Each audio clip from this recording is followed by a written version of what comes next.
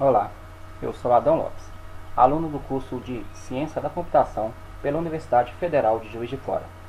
Eu gostaria de apresentar a vocês o meu TCC, trabalho de conclusão de curso, com o tema Redes Sociais na Educação, motivações e barreiras dos autores da educação com o uso das redes sociais em sala de aula.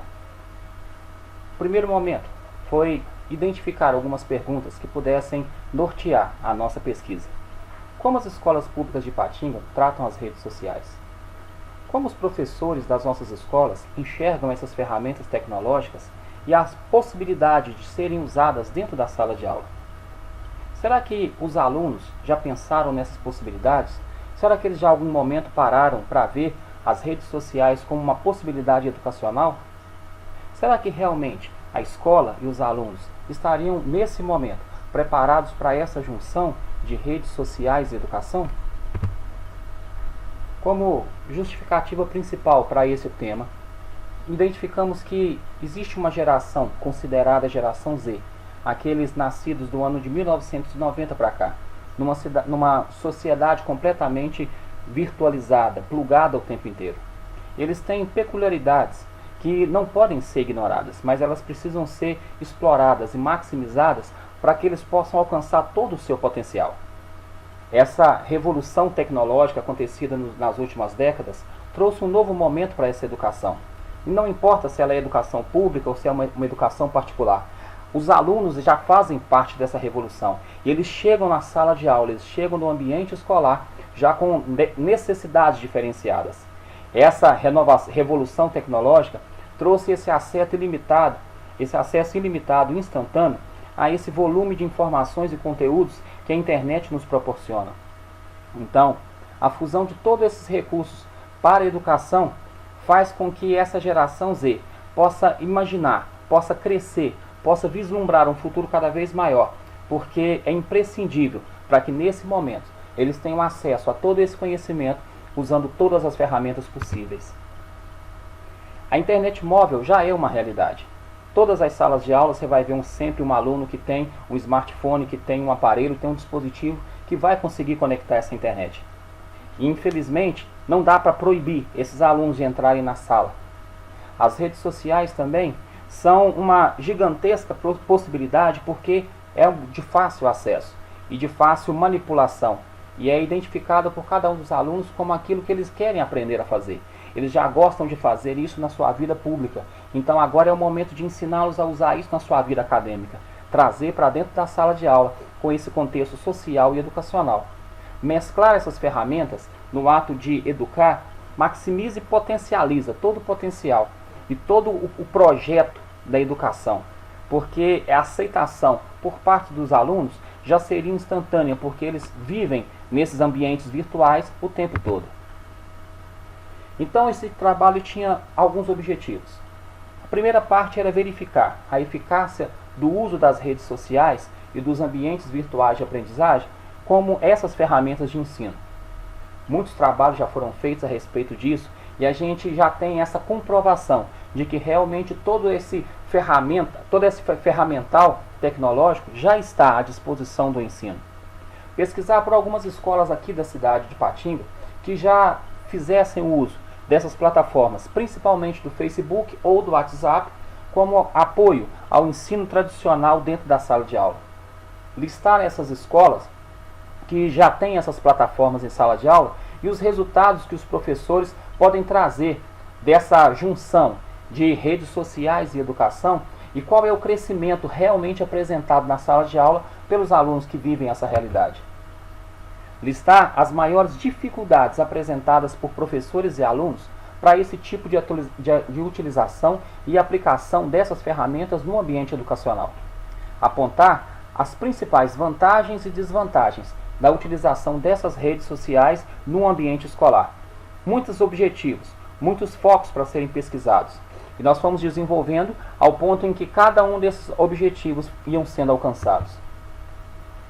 Como metodologia, nós usamos a pesquisa bibliográfica em vários livros, artigos científicos, revistas, sites, sempre relacionados a esse tema, trazendo uma visão ampla de pessoas que já estão fazendo essa pesquisa já em muitos locais, focado principalmente para o ensino fundamental, 2 e o ensino médio, onde os professores e alunos foram perguntados a respeito do tema proposto.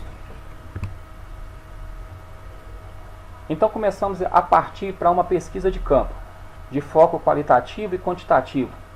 Desenvolveu-se então um questionário para professores e um questionário para alunos, com o objetivo de tirar deles essas informações que pudessem servir como base para atestar aquilo que estávamos tentando comprovar com toda essa pesquisa. Espera-se então uma melhor compreensão dos principais entraves que alimentam a resistência de alguns professores e até de alguns alunos para o uso dessas ferramentas em prol da educação. Então, partindo de todo esse aparato que foi conquistado nessa pesquisa, criar um plano de ação que pudesse permitir abrir novas perspectivas para essa questão, oferecendo tanto para professores quanto a alunos algumas experiências conduzidas que pudessem abrir o leque, abrir a visão deles para essa fusão, para essa utilização das redes sociais dentro da sala de aula de modo realmente produtivo, de modo realmente a trazer para os alunos um crescimento cognitivo que valesse a pena, que fosse realmente substancial. Então foram aplicados esses questionários escritos e orais a vários alunos com várias idades diferentes, sempre na maioria entre os 16 e os 19 anos. E também para alguns professores das escolas da cidade de Patinga, com o intuito de dar essa sustentação à tese apresentada e defendida por esse trabalho. E o foco principal era exatamente isso, a possibilidade de se usar as redes sociais, no nosso caso o Facebook, principalmente o WhatsApp, como ferramentas de apoio ao ensino das escolas públicas da nossa região. Então foram desenvolvidos esses dois questionários com focos diferenciados para cada um dos grupos, para professores e alunos. Observadas essas peculiaridades de cada um desses grupos, com a visão de buscar deles essas respostas dentro do universo onde eles vivem, dentro do campo da educação que eles enxergam. Qual era a visão deles a respeito desse tema que estava sendo proposto? Então foram questionados 93 alunos e 19 professores. Uma pequena amostra de tudo que foi colhido nesses questionários vão ser apresentados agora em alguns gráficos. A primeira pergunta de ambos os questionários era: como você classificaria a sua habilidade com computadores e softwares? É claro que a maioria dos professores fazem uso de computador o tempo inteiro, mas nem sempre se acham habilitados o suficiente para tal. E olha que realmente, quando o gráfico foi gerado, a maioria deles conseguiu se achar com uma condição boa, uma habilidade suficiente. Alguns alunos, apenas 3, de um universo de 93, se acharam excelentes na aplicação que eles dariam a si mesmos da habilidade com computadores e softwares. Mas a maioria deles também apontaria para si mesmo apenas como uma boa habilidade. Quando foram perguntados a respeito do conhecimento de internet, eles diriam que esse conhecimento, essa habilidade que eles têm com a internet, poderia ser classificada de que forma? Volta mais uma vez a mesma faixa de vitória. Os que se consideram ter uma boa habilidade com a internet. Alguns alunos voltam a se achar com uma excelente qualidade, que realmente tem toda a habilidade com a internet. Muitos acham que tem uma ótima, e infelizmente 9 deles indicam que tem uma péssima habilidade. E não é simplesmente eles, porque quando você olha o gráfico dos professores, de todos os professores questionados, um deles apontou para si mesmo como péssimo no que diz respeito ao quesito internet. E quanto às redes sociais? Será que professores e alunos falam a mesma língua? O gráfico mostra exatamente o contrário. Quando você entra no mundo virtual, nas redes sociais, os alunos sempre se acham muito mais experientes. Pensam que todo esse universo, todo esse aparato foi criado exatamente para alimentar o desejo e a necessidade de cada um deles. A esmagadora maioria deles acredita que são experientes naquilo que diz respeito a redes sociais. Fato que não acontece com os professores. Na correria do dia a dia, no agito do dia a dia, a maioria se acha moderado, usando as redes sociais muito mais para a própria diversão, para o próprio entretenimento, para assuntos pessoais, do que para assuntos educacionais. Aí então eles foram questionados quanto à possibilidade de usar as ferramentas das redes sociais dentro da sala de aula. Será que algum dia eles pararam realmente para pensar que essas ferramentas poderiam ser usadas como auxílio no aprendizado? Olha que a maioria deles disseram que sim. E mesmo assim, a maioria nunca tentou sequer desenvolver qualquer tipo de trabalho voltado para esse lado. Existiam alguns professores em uma das escolas que foram questionadas que ele já faz o uso do Facebook com uma turma um grupo da sua sala de geografia, na escola Manuel Isídio do centro da cidade. Mas apenas ele na escola faz esse uso. Um outro professor na escola João Reis, no bairro Limoeiro, também de Ipatinga, diz que ele já utilizou a rede social do WhatsApp nas suas aulas de inglês. Mas foram muito poucos aqueles que já pensaram ou já tentaram em usar essas ferramentas em prol do desenvolvimento da educação, seja como professor ou seja como aluno. Então eles foram colocados diante de algumas opções de uso, principalmente do WhatsApp na educação. E alunos e professores puderam ter essa primeira ideia de como realmente se poderia usar isso em prol da educação sem prejudicar o crescimento de cada um dos alunos, sem prejudicar o trabalho de cada um deles, sem prejudicar o papel de cada um desses atores dentro do processo educacional da sala de aula ou no ambiente escolar. Essas opções foram elencadas em algumas ofertas para que eles pudessem somar no conhecimento que eles já possuem, se algumas delas atenderiam ou não à necessidade que eles têm. Quando eles foram perguntados sobre as barreiras que eles ainda acreditam existir, a maioria deles citou a mesma coisa. Alguns professores, eles se sentem indispostos a essa migração. Eles ainda tentam se manter tradicionais àquele a antiga forma de ensinar, com livro, com papel, com quadro. A educação ainda não passou para a fase digital. Essa antiga forma de educar ainda continua presente no nosso meio. E não é um fato ruim, ela ajuda mais do que atrapalha. O momento é exatamente apropriar todo esse aparato que já tem dado certo com tudo aquilo que a revolução tecnológica nos trouxe. Alguns alunos também apresentaram a certeza de que os seus próprios amigos, as próprias pessoas que estavam dentro da sala com eles, não saberiam usar e iriam prejudicar mais do que ajudar, porque iriam usar para vários fins, menos aqueles que realmente são os objetivos desse uso na sala de aula. Dentre as opções de uso do WhatsApp que foram ofertadas, eu citei aqui apenas algumas para a nossa ideia principal.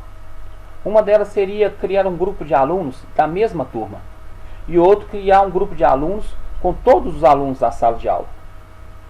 Essa ideia, esse projeto, foi desenvolvido por mim em um curso que eu dou da disciplina de Informática Aplicada, no curso de Recursos Humanos do Mediotec, na Escola Geraldo Gomes, aqui na cidade de Ipatinga.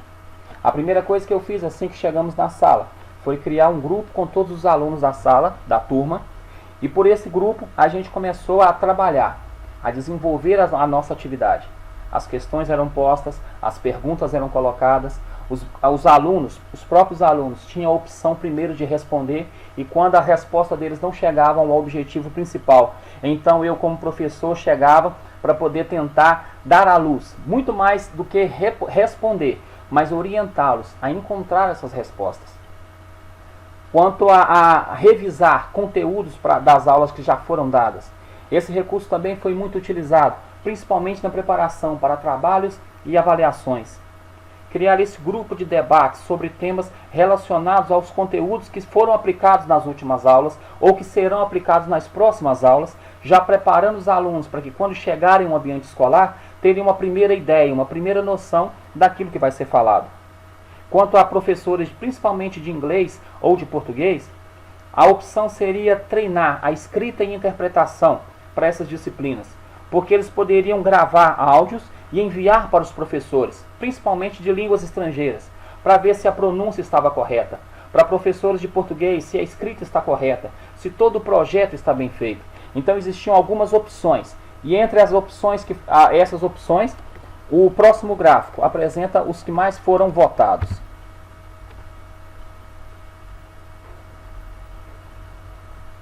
Pelos gráficos a gente pode ver, indiferente das questões que foram apresentadas, que alunos e professores têm visões muito parecidas a respeito de algumas opções e visões muito diferenciadas a respeito de outras. Quando você observa, por exemplo, a pergunta número 5, um universo de professores que responderam sim, favoráveis a essa opção, é muito maior do que os alunos da mesma opção. Quando você pega a primeira questão, que é a que acabamos de citar a respeito de um grupo na sala de aula, tanto professores quanto alunos veem essa opção como uma opção válida, uma opção favorável ao crescimento dos alunos, mesmo aqueles que nunca usaram, mesmo aqueles que nunca optaram por criar um grupo de WhatsApp das suas salas de aula. Diante de todo apresentado, podemos afirmar que a escola precisa rever certos conceitos quanto a esse modo de apresentação dos conteúdos curriculares dos anos letivos dos seus alunos. Não é simplesmente chegar e apresentar, mas como apresentar. O que esse aluno quer ver? O que esse aluno está preparado para ver, ou pelo menos imagina ver? Como ele vai ser mais motivado ao que está sendo apresentado? Como ele vai ser mais motivado a desejar aprender o que está sendo apresentado? Conclui-se que não é um processo de reinventar o modo de ensinar, mas apenas adequar o que já tem dado resultados há tantos anos a essa realidade dessa vida pós-moderna, dessa sociedade da geração Z, essa sociedade virtualizada, essa sociedade pós-moderna, que vê computação em todos os locais, que vê redes sociais por todos os locais. Conclui-se também que, mais conscientes e pensantes, esses alunos percebem o que lhes rodeia e sabem que a vitória que eles almejam passa por um caminho de uma educação de mais qualidade, de realmente aprender a tirar todas as possibilidades que tem à sua volta em prol daquilo que eles desejam, em prol dos seus sonhos, em prol dos seus objetivos. Eles desejam isso, eles querem isso. O que eles precisam é exatamente desses professores que indiquem para eles, norteiem essa educação para que eles cheguem lá. Porque o que eles querem é estarem mais preparados para os desafios que eles vão enfrentar nos próximos anos, nessa sociedade cada vez mais competitiva, onde o gargalo vai se fechando cada vez mais. E o momento educacional deles é dentro da sala de aula. É o instante que eles têm para se preparar, para se fortificar para o mercado de trabalho. Deixo aqui então algumas referências que foram utilizadas. Agradeço a oportunidade.